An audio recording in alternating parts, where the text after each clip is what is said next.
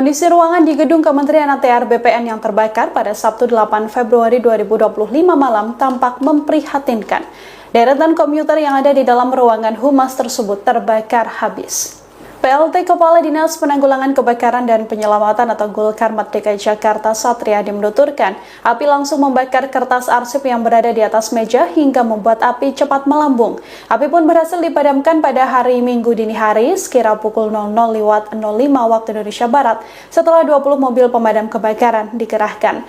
Momen pemadaman tersebut pun diunggah di akun X resmi Gulkarmat DKI Jakarta @humasjackfire pada Minggu pagi. Dalam video ini terekam bagaimana petugas berusaha memadamkan api dan melakukan pendinginan. Kondisi ruangan di Kementerian ATR BPN ini benar-benar hangus. Perabotan seperti lemari pun tak luput terbakar oleh api. Sejauh ini penyebab pasti kebakaran masih didalami oleh pihak terkait.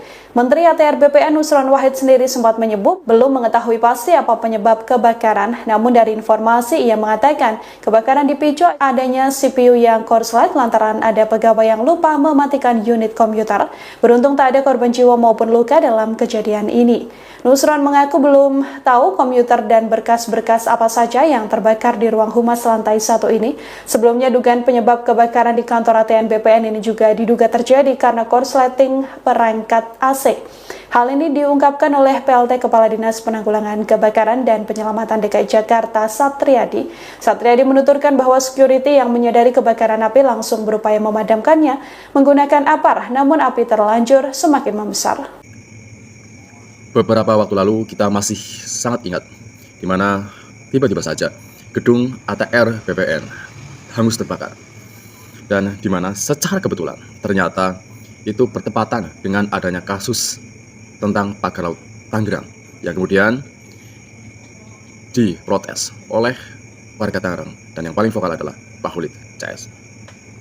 Jadi apakah mungkin ini ada suatu rekayasa atau kong kali kong antara pejabat pemerintah bersama oligarki untuk menyelamatkan bagi oknum-oknum yang pernah terkait, yang mengesahkan, melegalkan sertifikat yang dengan berbagai alasan tertentu, baik itu tanah musnah atau yang lain. Karena tidak mungkin hal itu dilakukan seorang diri. Tidak mungkin ada pejabat yang sudah pensiun dan sebagainya tidak ingin terlibat hingga gedung pun terbongkar seperti layaknya kasus Sambo dahulu. CCTV rusak dan kemudian terjadi kebakaran karena ulah sebuah tukang bangunan. Selamat datang di channel Saja TV. Jangan lupa like, comment, and subscribe. Karena kenyataannya tidak pernah ada tanah musnah. Tanah itu sebelumnya memang sudah laut dan tidak boleh diberi sertifikat. Makanya yang tepat ya, sertifikat-sertifikat yang diterbuatkan itu bukan tanah musnah tapi tanah fiktif. Ya kalau tanah fiktif karena kejahatan ya dibatalkan karena kejahatan, karena fiktifnya. Karena apa? Wilayah laut disertifikasi dengan giri-giri yang seolah-olah dinarasikan ada di lokasi laut, yang seolah-olah dulu wilayah laut itu adalah daratan, yang kemudian seolah-olah terkena abrasi seperti klaimnya Agung Sedayu Nono Sampono dalam sebuah wawancara yang mengklaim bahwa banyak terjadi tanah abrasi. Padahal faktanya tidak ada. Awalnya sempat terkesima bangga karena ya sudah ada yang disanksi dari Kementerian ATR BPN. Baru setelah kami informasikan yang disebutkan disanksi itu ada yang sudah pensiun. Nah ternyata ya merasa dicipua ya, dibodoh-bodohi. Karena itu tadi ketika ada informasi bahwa 263 HGB di Laut Banten Utara atau Tangerang Utara ini, informasinya dari Menteri ATR sudah dibatalkan, yang tadinya sudah, belum, batal dibatalkan, kemudian semuanya dibatalkan. Kami tadi sudah katakan kami tidak percaya pada BPN. Tidak percaya pada BPN sebelum apa ya, sertifikat itu di depan rakyat dibuka satu-satu atas nama anak usaha Agung Sedayu. Grup itu kan sudah diakui, ada punya IAM sama CIS ya, Cahaya Inti Sentosa sama Intan Agung Makmur. Dibuka atas nama Intan Agung Makmur, digunting, dibuka, digunting, dibuka, digunting, baru kita percaya. Kalau nggak begitu nggak percaya kita. Nah selanjutnya sebenarnya ini yang patut kita waspadai, jangan-jangan ada upaya penyelamatan bukan hanya aguan tapi kementerian, lembaga, pejabat yang terlibat. Kenapa? Karena kejahatan proyek PIK 2 itu dia melibatkan pejabat menjadi pelaku kejahatan, sehingga pejabat pada saat yang sama tidak sedang melindungi aguan tapi juga melindungi jabatannya sendiri. Contoh Tadi sudah kami sampaikan bahwa kewenangan menerbitkan SHGB itu tergantung luasannya. Kalau di bawah 4.000 hektar itu di Kantah, di atas 4.000 sampai 10.000 Kanwil, di atas 10.000 itu adalah kewenangan menteri. Nah, saya mendapat informasi di masyarakat di lapangan ada yang luasnya di atas 30 hektar, 30.000 hektar gitu loh. Artinya kan itu kewenangannya harusnya menteri begitu, bukan 10.000, 30.000 hektar. Nah, kami kan boleh dong kita curiga kenapa kok Kementerian ATR terbakar. Apakah ini upaya untuk menghilangkan jejak-jejak yang terkait menteri-menteri yang sebelumnya terlibat dalam kasus penerbitan sertifikat laut? Bagaimana suasana kebatinan rakyat Banten yang merasa terzolimi? Kok tanah Banten yang dulu digabungkan dengan Republik ini dalam rangka untuk sebesar-besarnya kemakmuran rakyat, hari ini justru dikelola, dikuasai oleh oligarki untuk sebesar-besarnya kemakmuran oligarki. Kita tahu pagar laut itu kan terungkap setelah ada dukungan masyarakat, viral kasus pagar laut.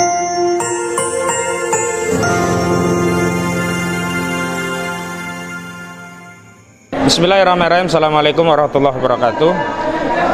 Alhamdulillah hari ini saya tadi mendampingi sejumlah aktivis baik dari Aliansi Rakyat Menggugat, juga kawan-kawan tokoh-tokoh. Ada Bang Maron Batubara, ada advokat advokat tadi Bang Medi Juniarto, ada Bang Samsir Jalil, ada Bang Indra Piliang ya. Ada juga Bang Juju Purwantoro, banyak sekali tadi. Dan kami tadi masuk menghadiri undangan dari Komisi 2 DPR RI yang dipimpin rapat tadi oleh Pak Dede Yusuf. Jadi tadi memang saya sempat dalam tanda petik ya ngotot tidak mau ada mekanisme yang menetapkan bahwa tanah sertifikat di laut itu sebagai tanah musnah. Karena memang ini yang diinginkan oleh oligarki properti perampas tanah rakyat, karena dalam mekanisme untuk menetapkan tanah musnah itulah maka pemegang hak ya, dalam hal ini hak SHGB ataupun SHM di laut, diberi peluang untuk melakukan apa yang disebut dengan reklamasi atau rekonstruksi. Hal ini diatur limitatif dalam ketentuan pasal 66 ayat 3 ya. Ayat 3 itu hak untuk reklamasi sebelum ditetapkan sebagai tanah musnah, dan ini menjadi dalih mereka untuk mereklamasi kawasan pantai dan laut untuk dijadikan wilayah daratan dalam rangka dijadikan asas industri properti yang mereka bangun. Saya berempati, memang di Madura tadi ada masalah, tapi penyelesaiannya tidak dengan mekanisme tanah musnah, karena kenyataannya tidak pernah ada tanah musnah. Tanah itu sebelumnya memang sudah laut dan tidak boleh diberi sertifikat. Makanya yang tepat ya, sertifikat-sertifikat diterbuatkan itu bukan tanah musnah tapi tanah fiktif. Ya kalau tanah fiktif karena kejahatan ya dibatalkan karena kejahatan, karena fiktifnya. Karena apa? Wilayah laut disertifikasi dengan girik-girik yang seolah-olah dinarasikan ada di lokasi laut, yang seolah-olah dulu wilayah laut itu adalah daratan, yang kemudian seolah-olah terkena abrasi, seperti klaimnya Agung Sedayu Nono Sampono dalam sebuah wawancara yang mengklaim bahwa banyak terjadi tanah abrasi, padahal faktanya tidak ada. Nah, tanah-tanah itu sejak dulu jadi laut, dan memang terbukti ada proses ya yang sedang ditindaklanjuti oleh Bareskrim, yakni pemalsuan dokumen atau memasukkan keterangan palsu dalam akta otentik berdasarkan pasal 263 KUHP dan 266 KUHP, junto pasal 55 dan 56 KUHP. Sudah ada tersangkanya, ada Arsin Kadeskot sebagai tersangka, ada Sekdesnya sebagai tersangka, ada juga Septian dan Chandra juga sudah jadi tersangka. Itu membuktikan apa? Membuktikan bahwa di wilayah laut yang ada pagar laut itu tidak ada tanah, sehingga tidak bisa disebut sebagai tanah musnah. Yang ada itu wilayah lautan, sehingga tanah lautan yang dijadikan sertifikat tadi itu tanah fiktif, bukan tanah musnah. Makanya kalau mekanismenya penyelesaian dengan menetapkan itu tanah musnah, bahaya. Kenapa? Berarti melegitimasi bahwa dulunya itu tanah daratan, kemudian terkena abrasi menjadi lautan sehingga disebut tanah musnah.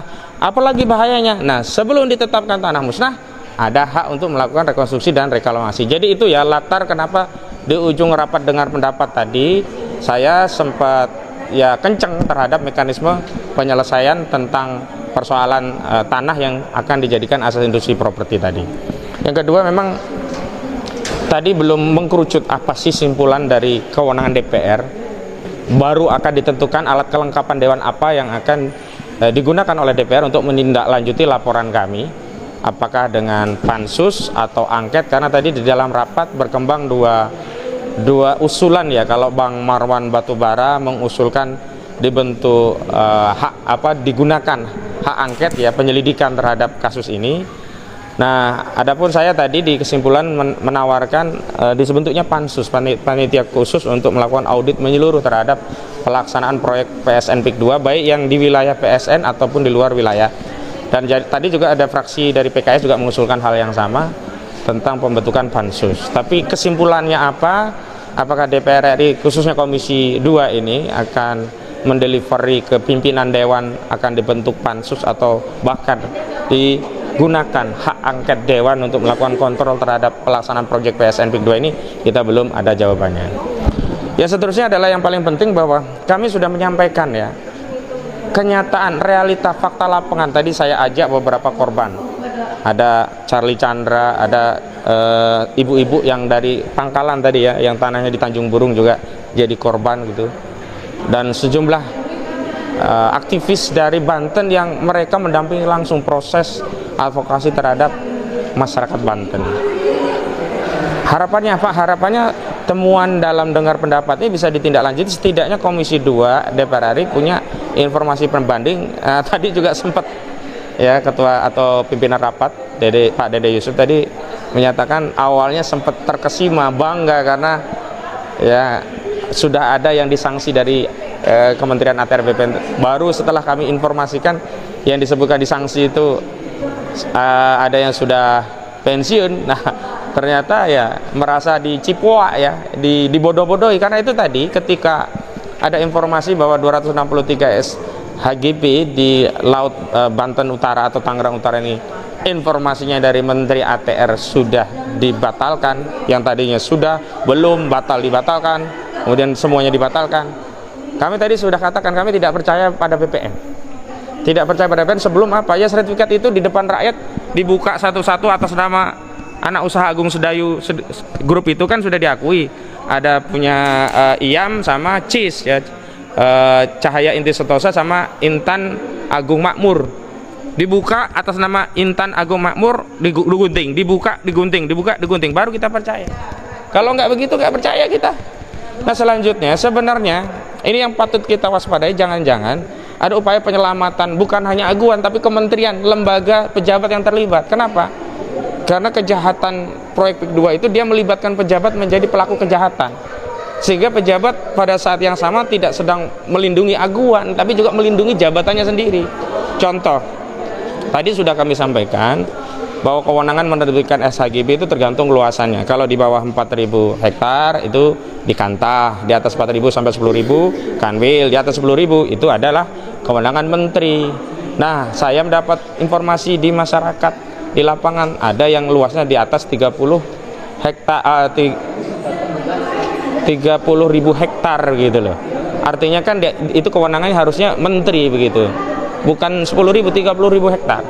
Nah, kami kan boleh dong kita curiga kenapa kok Kementerian ATR terbakar. Apakah ini upaya untuk menghilangkan jejak-jejak yang terkait menteri-menteri yang sebelumnya terlibat dalam kasus penerbitan sertifikat laut ini. Nah, ini yang kemudian tadi oleh Komisi 2 disimpulkan memang bukan kewenangan Komisi 2, kalau bisa nanti diteruskan di Komisi 3, karena mitra Komisi 3 adalah institusi penegak hukum ya, Kapolri, Kejagung ya, dan yang lainnya begitu.